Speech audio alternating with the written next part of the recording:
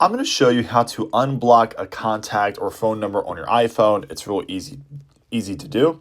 So first thing we're going to do is make our way to our settings, and you're going to swipe all the way down to your apps section.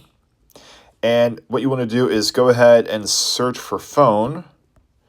Let's go here, and we're going to scroll down until we find where it says blocked contacts somewhere at the very bottom here. Here we go.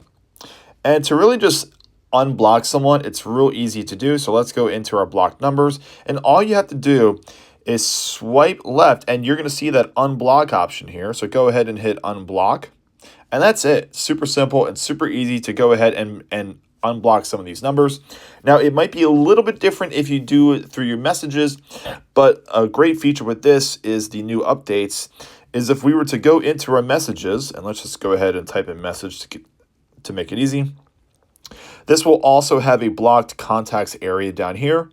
I just passed it here. So go ahead to your blocked contacts, and it's going to bring you to that same blocked window. So you can do it through your messages, but you can also do it through the phone app. But that's it. It's super simple and super easy to unblock phone numbers on your iPhone.